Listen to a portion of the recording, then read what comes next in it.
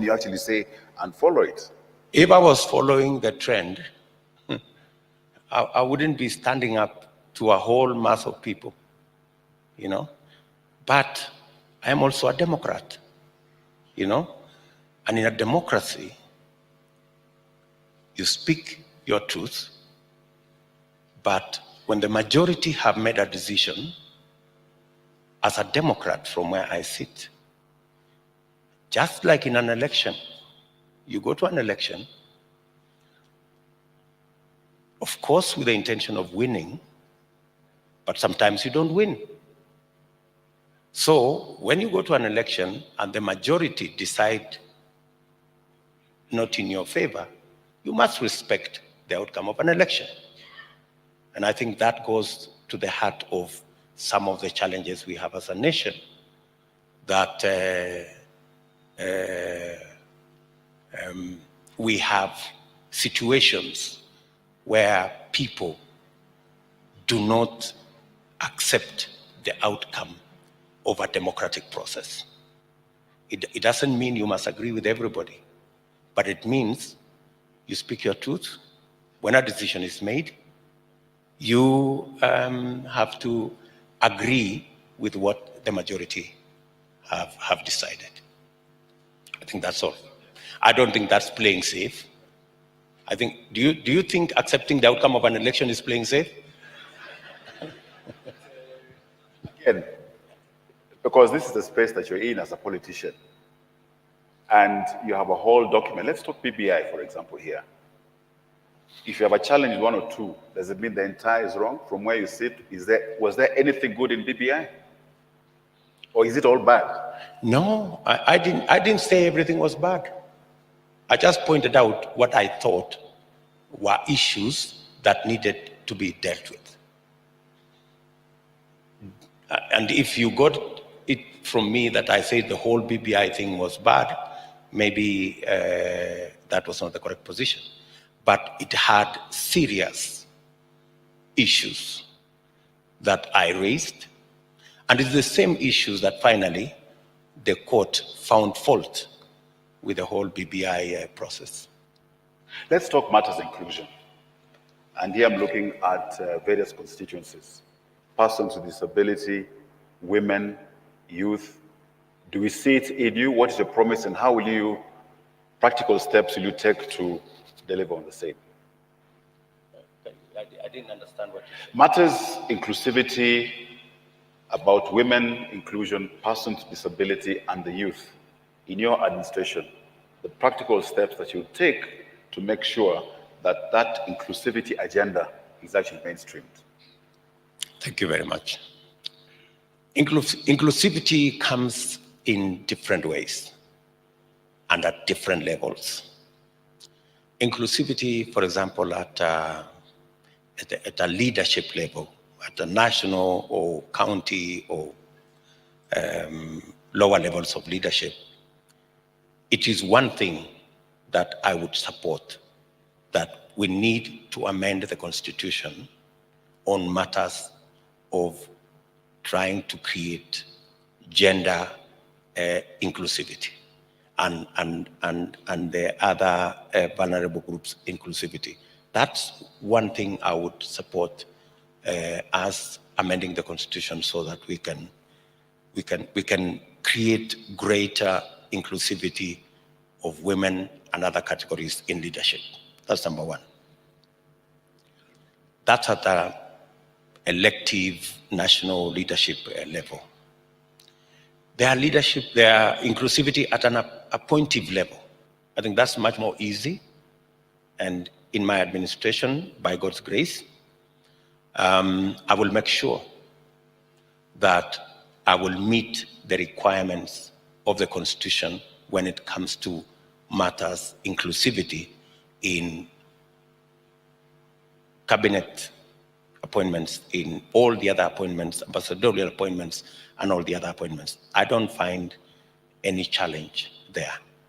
But the greater, in my opinion, the greater inclusivity is actually going to be provided for by the economic inclusivity. That's really where my focus will be. Inclusivity that is brought about by making sure that we fashion our economy so that it creates opportunities for the majority of our citizens. I believe very strongly that it is possible for us to fashion programs, policies, and projects that would create opportunities for jobs for our young people. Majority of our young people, we have 4 million Kenyans today who are out of school. They have certificates, they have diplomas, they have degrees, but they don't have a job. That is something that is at the heart of what I want to do for this country. We had already, with my good friend, President Uhuru Kenyatta, we had fashioned a program we call the Big Four Plan. Unfortunately, we were unable to implement that plan, whose biggest push was actually inclusivity on matters to do with jobs and opportunities for business. I have since reworked it with the help of many friends, because it was a plan that we had involved a lot of experts to come on board. For example, when you saw in the Big Four Plan that we had housing, the housing plan was not about houses, as houses. The housing plan was more about how many jobs are we going to create. Experts told us labor-intensive programs like housing will give us jobs. And that's why if we target, for example, our target for Nairobi County was first phase, 100,000 houses. With 100,000 houses, we would actually create 500,000 jobs in the city of Nairobi alone if we were in that program. And for your information, we actually got commitments on that housing plan of up to 4 trillion Kenya shillings. People who are willing to invest because it's a viable plan. Unfortunately, I don't want to say, because we all live in this country, we got the good handshake, and it was then BBI, and the rest is history. It went into a place called null and void, and that is where we are at the moment. So, what am I saying?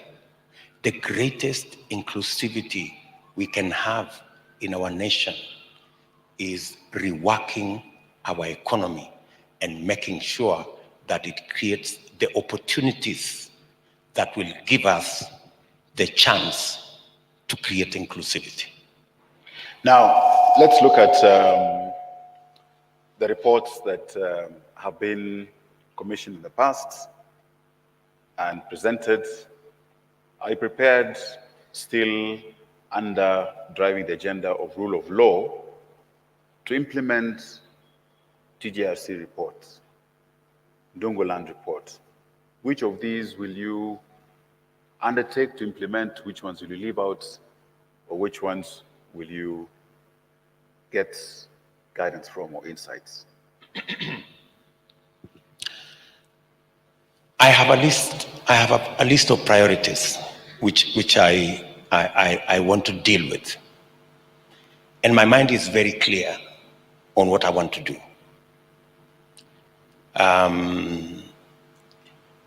My first priority is on how to re-engineer the economy for us to create the jobs I'm talking about. My second priority is to make sure that universal health, something that I have worked on ever since I came into office as Deputy President, is achieved, universal health coverage. It is possible for us, for every citizen of Kenya, to be able to go to hospital, be treated, and walk away without being asked for money because they have an insurance, a health insurance cover. Implementing the reports you have mentioned will form part of what we will do as a matter of course in government. But I have told you what my priorities are. Those reports, I'm not saying they are not important, they are very important, and they will form part of the enablers of what we will want to achieve as a government. For example, the TJRC reports, it has its own value, and it brings a sense of redress and brings closure to some of the things that have been outstanding for us as a nation. But I am very clear in my mind as to the priorities that I want this country to move with, because they are urgent as far as I'm concerned, and they're very important. Economy. I mean, and that's what you said, you're going to change the narrative. And one could argue that indeed the narrative is all about economy that will bring inclusion.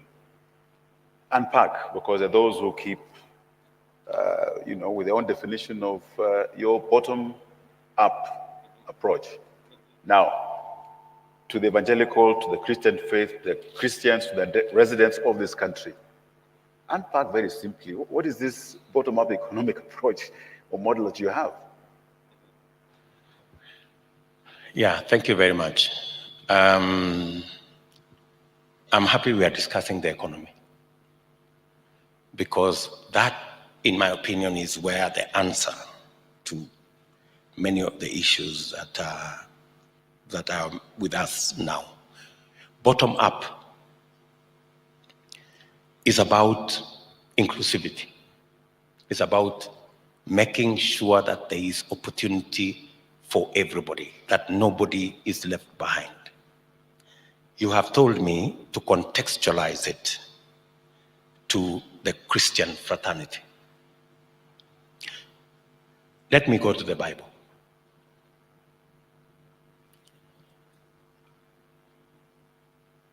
Psalms 130, verses 7 and 8 speaks to bottom up.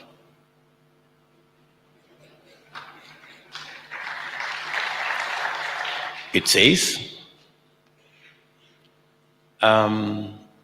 if you allow me in Kiswahili, because I have had occasion to speak to Kenyans many times.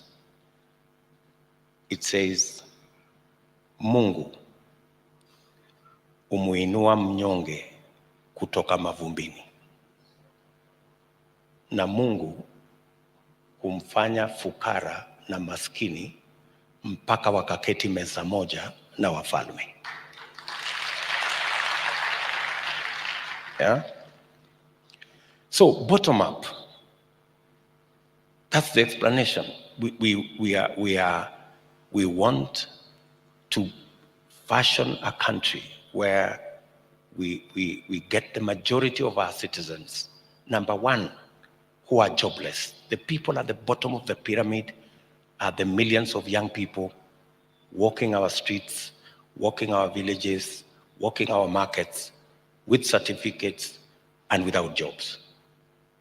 That's why I insist that we must have a deliberate. I know many people here are learned. Dr. Okinde is here, Dr. Mukanda is here, and many more doctors. And we have been told they are real doctors. which means they've gone to school. We must have, it's no longer fashionable for us to say we will grow the economy and the economy will create jobs. No. It's possible to grow the economy without creating jobs. We must, for a first time, insist on growing the economy and making sure that that economy actually grows jobs. Yeah? So that is number one. Number two, the people at the bottom of the pyramid are the almost 10, 12, 14 million hustlers, if you may, you know? The people who do all manner of jobs, selling merchandise, people at the market, the mama mboga people, the people who make between 100 and maybe 300 shillings on a good day. And they are about 14 million of those people in Kenya. Yeah? A bit of statistics from the Kenya Bureau of Statistics. People employed by corporates are about 2 million, maybe 2.5 million, including all the government employees. People employed by the formal sector, another 3 million people. A whole 14 million people are in this space. Micro, small, enterprise people. Those are the people we need to get to in two ways. Making sure they have a formal place for them to run their wares. I was in Trans Nzoia, for example, on Friday. No, on Sunday. I was in Trans Nzoia. And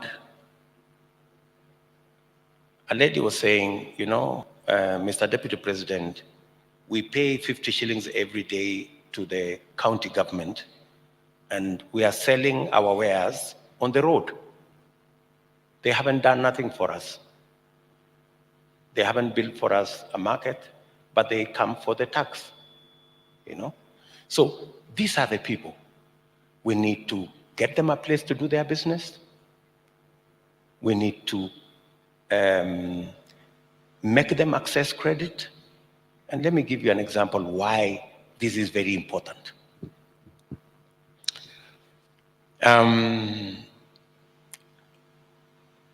lady called Shiro from Ruaka Market came to see me. And she told me, Mheshimiwa,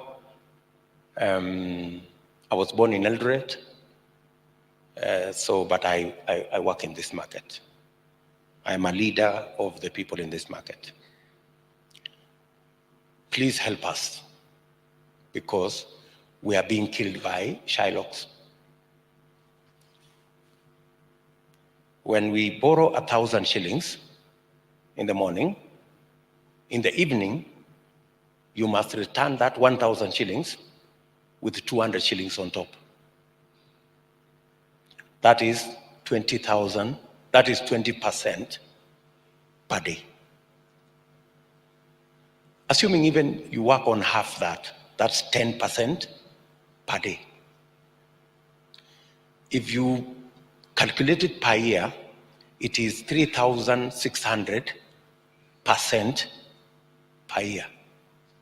That is the kind of interest the people, these 10 million people, pay to access credit. William Ruto and Bishop Okinde here, we access credit at 14% per year. So just look at the difference. 14% per year, 3,600 per year. Just making sure that these 10 million Kenyans have access to credit, and don't even say cheap credit, at the same level as Kenya Airways, Safaricom, or the big corporates access credit.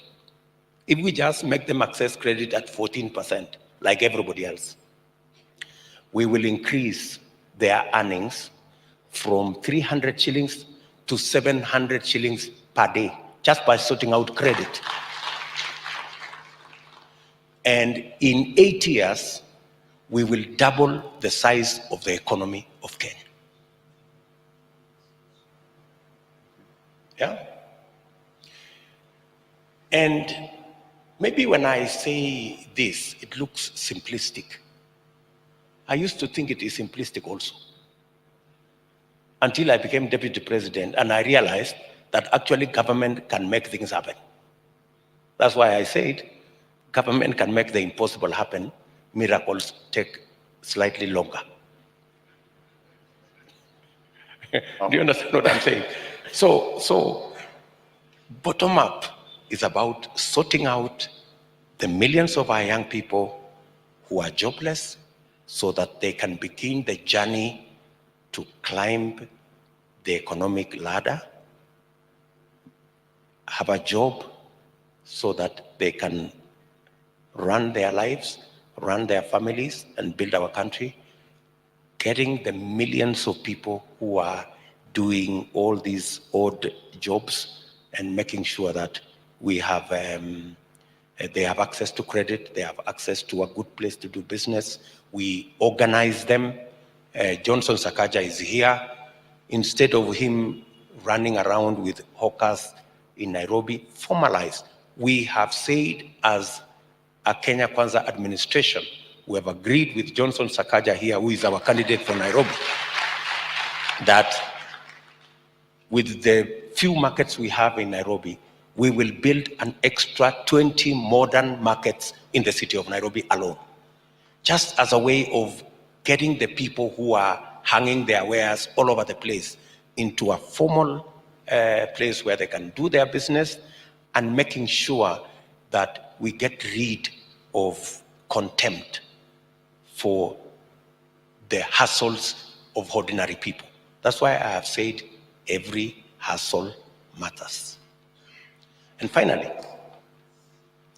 just by way of responding to the bottom-up economic model, is to make sure that we not only promote, because we had a wonderful plan on agricultural transformation, to make sure that we increase the productivity of ordinary farmers. We have 12 million farming households, yeah, who are producing below what they should be producing. And all they need is access to fertilizer that is subsidized, access to good quality seed. A farmer who is producing 6-7 bags because they don't have the money to buy the right seed, they don't have the money to access fertilizer. If we made sure that they have access to fertilizer and access to quality seed, their 5 bags they are producing can be double. In just one season, you can double it. Let me give you another example, finally. We produce 5 billion liters of milk. 5 billion liters of milk. We are amongst the largest milk producers in the continent. If we are not number 1, we are number 2. That's Kenya, right? And we are doing, on average, maybe 3 liters per cow. 3 liters. And it's because we do not have the correct, we haven't thought about how to, about animal feed. We still import a lot of animal feed, raw materials, soya, canola, sunflower, Simpson. We import all. I was having a discussion in Busia last week, and we were discussing Simpson. Busia is actually the 4th poorest county in Kenya. I'm sorry, Bishop Okindo, I know that is your county. Neighboring county, sorry. Yeah? It's the 4th poorest county in Kenya. And yet, there exists huge opportunities in oil crops, starting with Simpson, starting with soya, going to palm oil. Yet we are importing all this. And for your information, we are spending 190 billion Kenya shillings every year to import food items into Kenya, which we can grow. 190 billion Kenya shillings. Edible oil alone, 80 billion shillings of edible oil we are importing. And these are things we can grow. So what am I saying? The people, the farmers who today are languishing in poverty, we can increase their incomes, actually double their incomes. Like the one of milk I told you, if we just get the correct animal feed by making sure that farmers grow sunflower, we grow soya, we make sure that we have enough raw material, we can actually, for every cow, forget about the cows that are producing 40 liters per day. Even if we just moved our average from 3 to 10, we would increase our milk production from 5 billion liters to 15 billion liters. Forget about 15 billion liters, 10 billion liters. Do you know what that will do? Milk will overtake all our horticulture and what as a foreign exchange earner. And that does not require 10 years. It requires 2 seasons, and we are there. So I am so clear in my mind as to how we can change this country in our lifetime. We don't have to wait for 20 years. We can change Kenya in 10, 15 years, and whoever was not in our country will not recognize it when they come back. Now, all this that you've said is good and indeed can work, should work, must work. But when we are in a state of insecurity, then nothing gets realized. With every election cycle, unfortunately, insecurity seems to always crop up. We have ethnic mobilization. In recent times, we've had security lapses in Kerio Valley Triangle, Marsabit, Garissa, Laikipia, Lamu. We can only fear what might happen. That's a real fear. And it may even keep some away from turning up to vote, your voters and for others. So what assurance are you giving the Kenyans that they should not incite against each other, to be peaceful before, during, and after, practically speaking? I think you've talked about, the issue you've raised has 3 facets from where I sit. We have insecurity because of criminals and crooks and terrorists and all these bad people, which we must firmly and decisively deal with as government.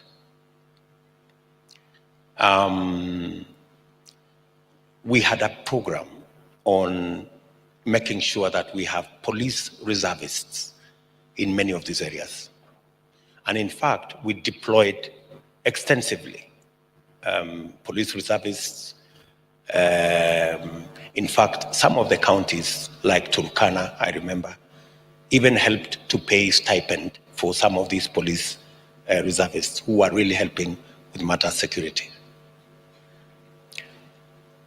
We must continue to invest in the software, in the human resource, and in the hardware to make that we secure ourselves from criminals.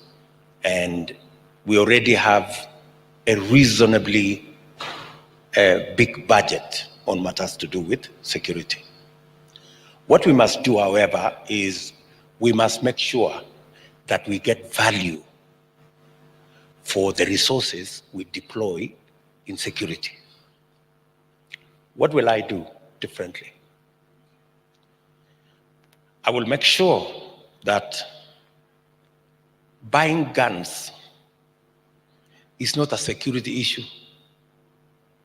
Why is buying a gun by the government? Why is it in mystery? Why is it in some dark room? Why? The guns are being carried all over in the streets by policemen. So what is the big deal? Today, they are classified as security purchases. So a gun that is supposed to be sold for 20,000 is bought at 60,000. Why? Oh, it's a security thing, so it cannot be done by open tender. It must be done in some dark room. It must be.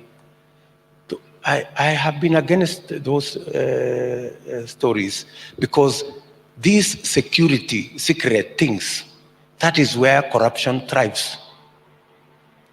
We must get, if we got value for the money we are putting in our security sector, we would get maybe twice or thrice the output we are currently getting.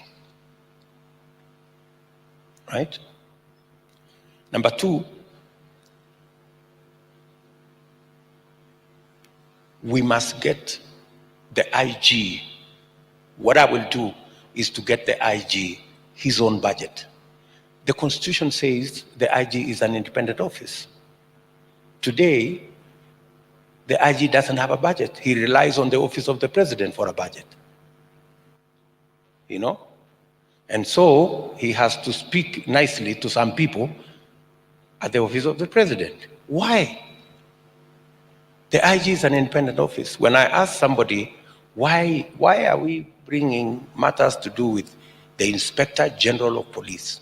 Why doesn't he have his own accounting officer when the Constitution says they should have its own accounting officer?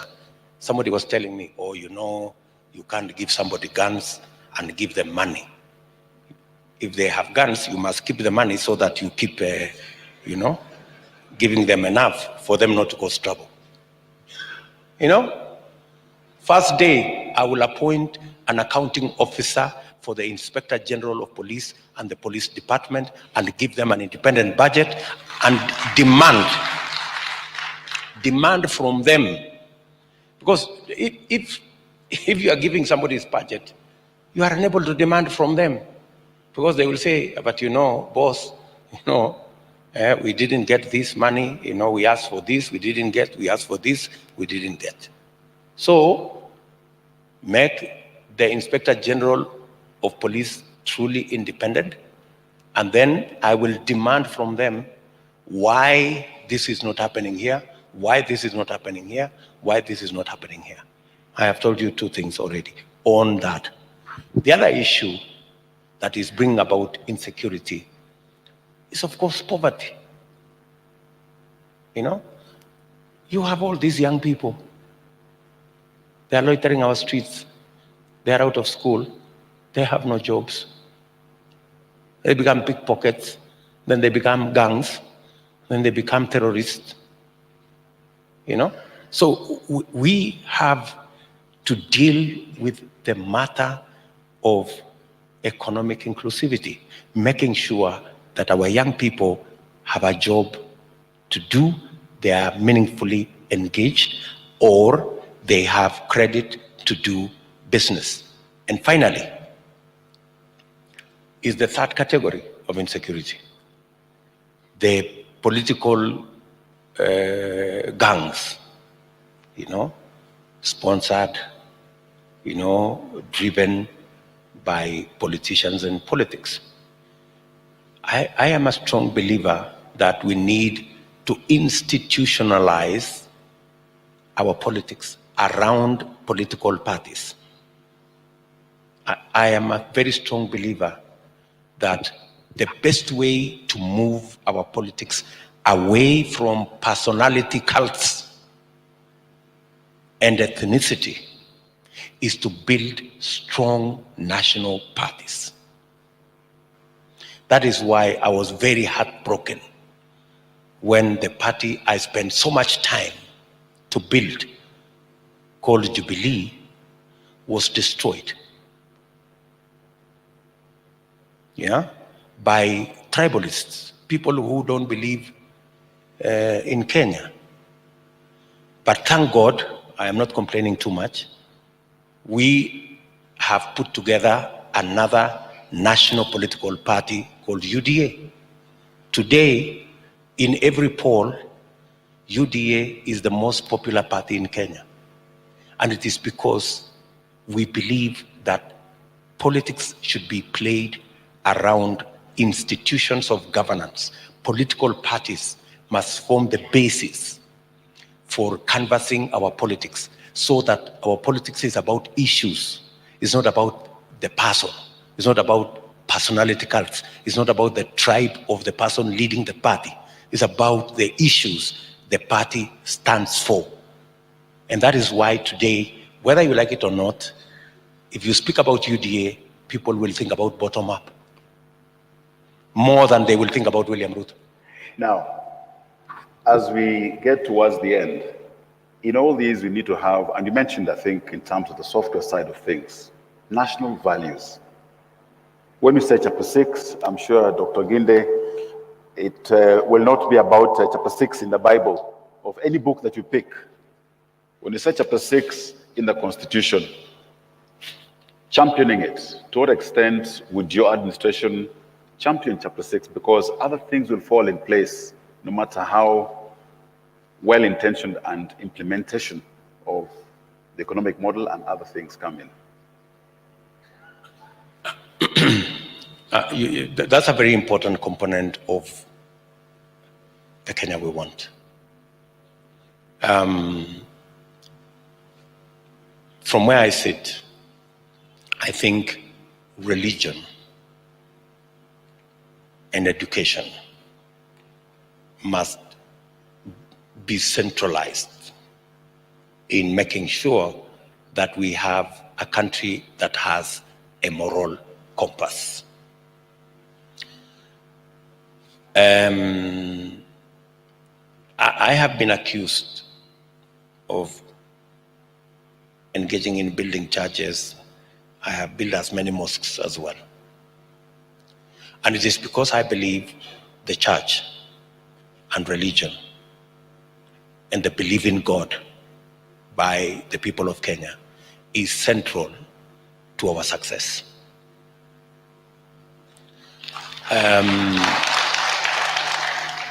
I am happy that the church and religious institutions are beginning to realize that they can no longer remain neutral. There is this thing, the church keeps, oh, you know, we are neutral. But the Bible says, you are either warm or you're cold. You can't be somewhere there. I don't know which part of the scripture is neutral. You know? Maybe I need to be schooled, you know? So I think the centrality of the believing God, the centrality of our religious institutions, the centrality of the church in making sure that we have a country that has morals. The influence of our religious institution in our education is very important. The church must take sides. I have always taken sides. I take sides on the side of God, always. And I am unapologetic. And I am unashamed. I believe in God. And I cannot go somewhere and then I say, oh, you know, I'm neutral. I'm not neutral. I am not neutral. I believe in God. Others believe in other things. I'm not imposing my belief in God on people, but I profess I believe in God. So, the place of education, we have to continuously refine our education so that it speaks to the values of our society. The church, religious institutions, those who are Muslims and those who believe in God must have a stake in the Republic of Kenya. And I don't know whether there are many issues that the church want to raise with government. I know, for example, that the church have issues with the way taxation is fashioned in our country. Sometimes you're taxing the church for carrying out social activities, public good activities. There needs to be a discussion about that. There is the place of the church and owning property. What is the place of government in assisting the church to own public property that they can use for public good, to build a church, to build a rehab, to build a children's home, you know, and those kind of things. That's a discussion I am willing to have. But the church must step forward. You know, they cannot continue to be in a neutral place where they don't know whether they're going right or they're... Now, And I'm saying this because yes. I'm a Christian, Right. and I'm speaking my heart, you know.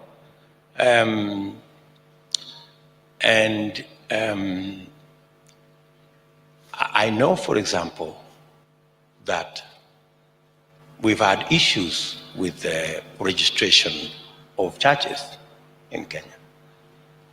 There's a moratorium, and it needs to be discussed. What is the nature of this moratorium? It is for how many days? What are the reasons?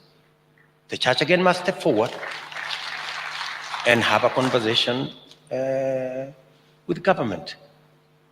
But the church also has an opportunity to install a government.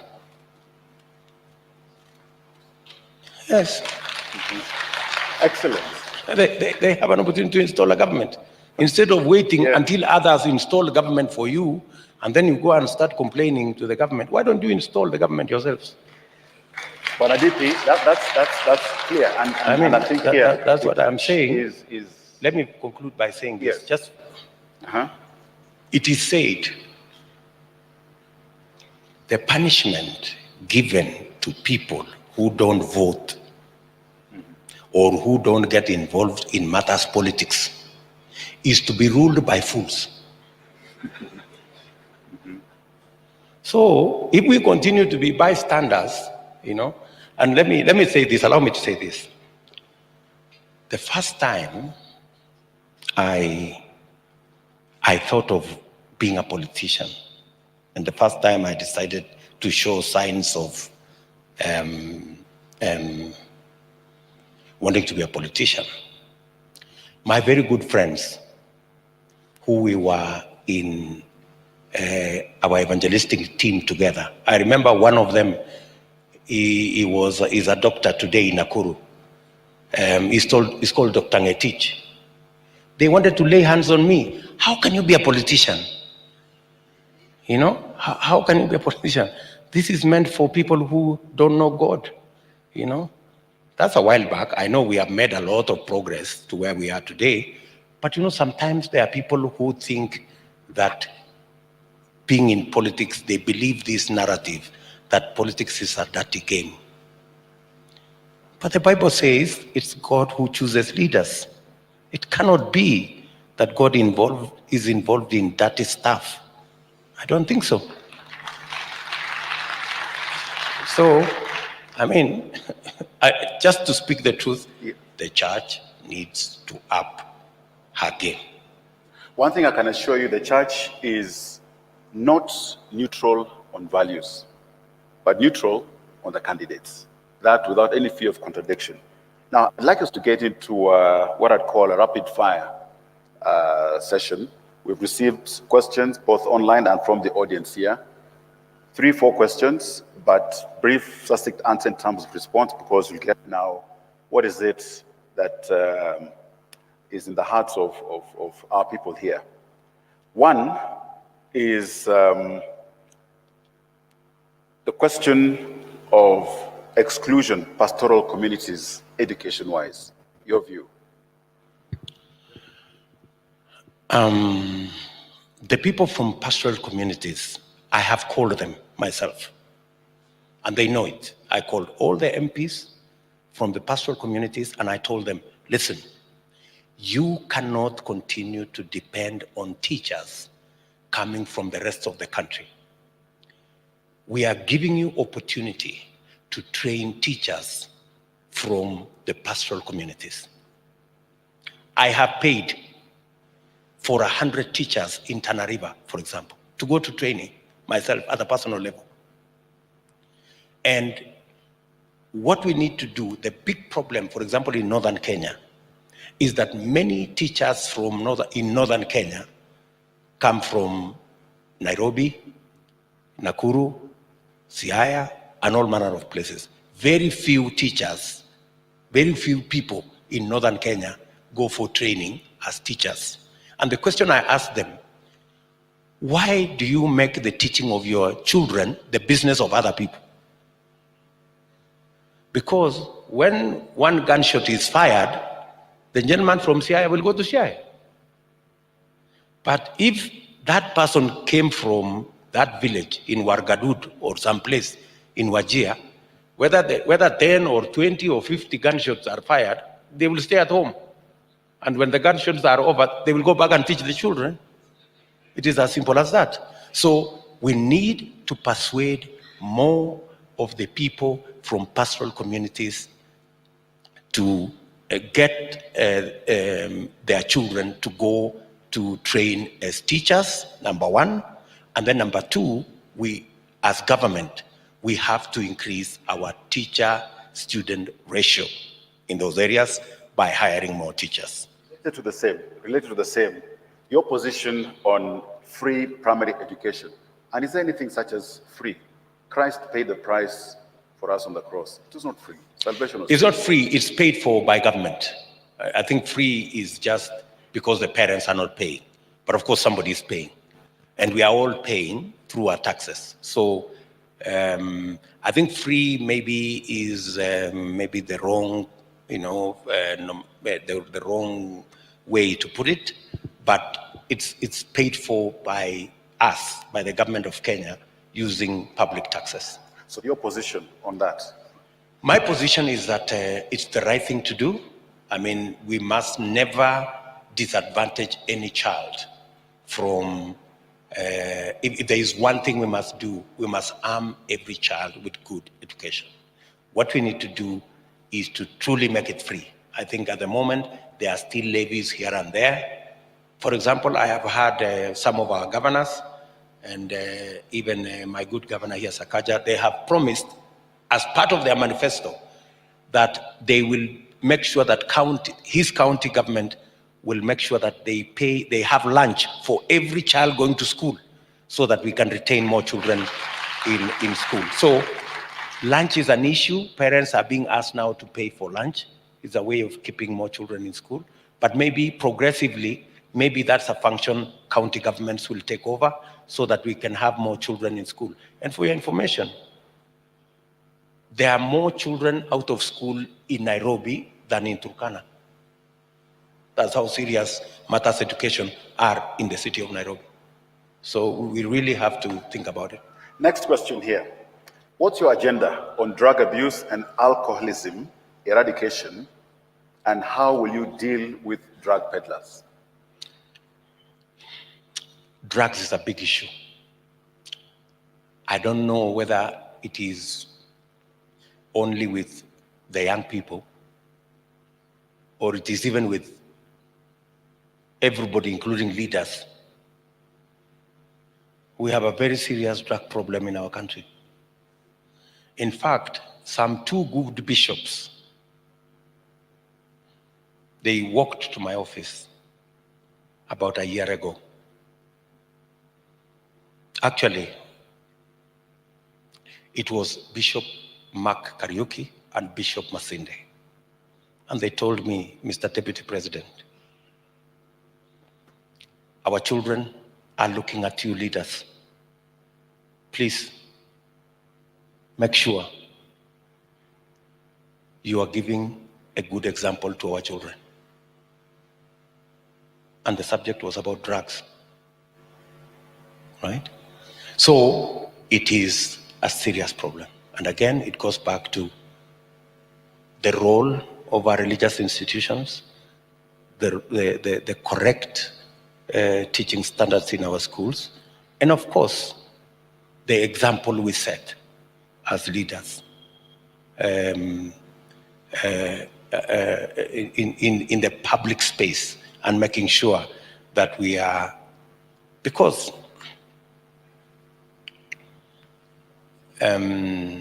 my daughter once came to me and asked me, is there anything wrong with taking wine?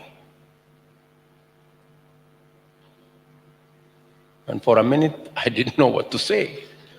I told her, yes, of course, there is everything wrong to taking wine. Oh, is that so? But I see very many people taking wine. You know, so we have a real issue as parents, you know. We have to take our responsibilities very seriously as parents. We have to take our place as leaders. The church needs to take its place. Our teaching institutions need to take their place. This requires an army to deal with, and it requires everybody to play their role. So I don't think it would be fair to apportion it and say it is this person who has failed or that person. We need a collective effort to be able to deal with the matter of drugs. Wonderful, Bwana DP. We thank you for honoring our invitation. You didn't come alone. You came with yes, a couple of your colleagues and friends. Okay. We'd like to give an opportunity to just invite them, recognize them, but if you may just go to the podium and make your sales pitch in terms of, let's hear as you make your remarks. Thank you very much. Thank you very much, Edmond, for bearing with me. I know I speak a lot. And maybe just on the one matter that you said, maybe before I go there, of course, I cherish the opportunity that I have been given to speak to this audience and to speak to others who are listening to us on other platforms. And to say, I'm very happy that the church, EAK, have provided this platform for many of us who are seeking opportunity to lead in various capacities, to be able to engage with you, to listen to some of the issues, and for you also to listen to us, so that you can make informed choices. Because the quality of the choice you make is dependent on the quality of the information you have.